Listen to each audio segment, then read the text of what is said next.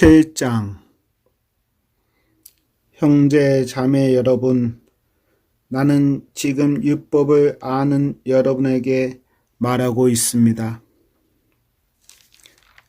여러분은 율법이 사람이 살아있는 동안에만 그 사람을 지배한다는 것을 알지 못합니까? 이를테면 결혼한 여자는 남편이 살아있는 동안에는 법에 의해 남편에 매여 살아야 합니다. 하지만 남편이 죽으면 그 여자는 남편에게 매여 있던 법에서 해방됩니다.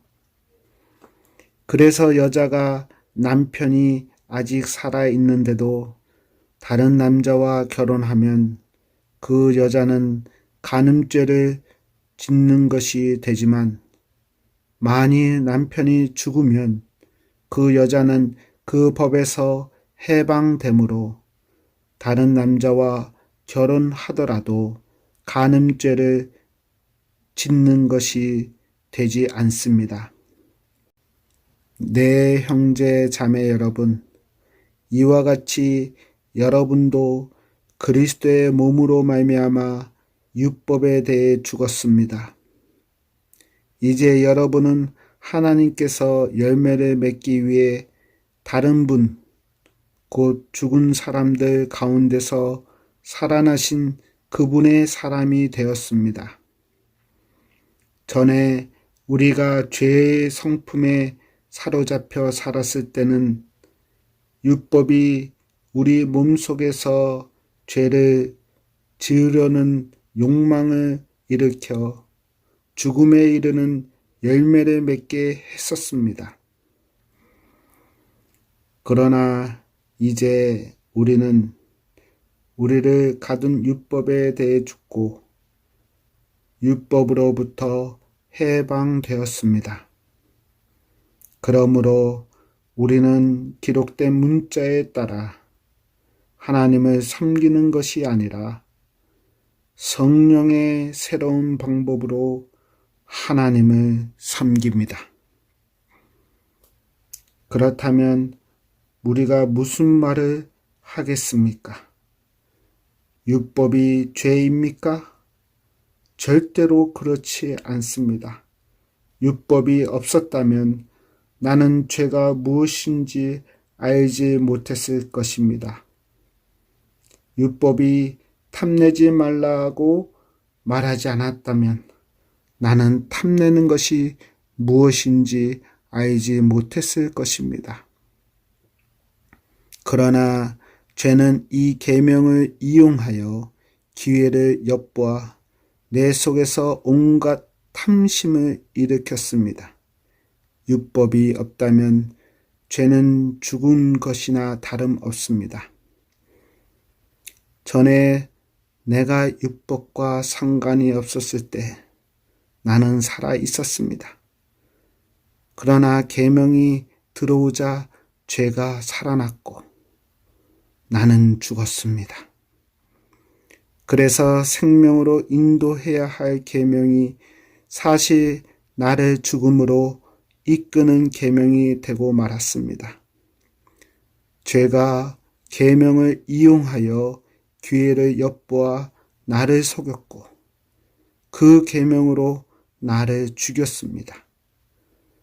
그러므로 율법은 거룩하며 계명도 거룩하고 의롭고 선합니다.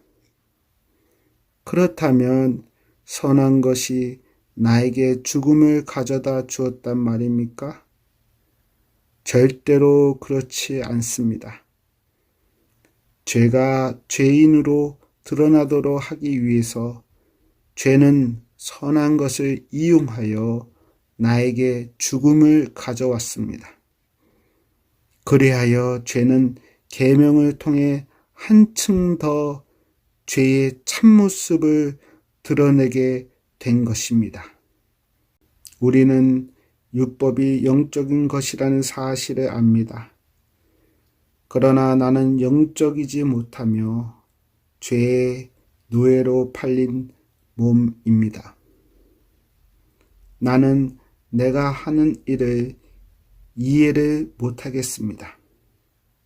내가 하고 싶어하는 일을 하지 않고 미워하는 일을 행하고 있으니 말입니다.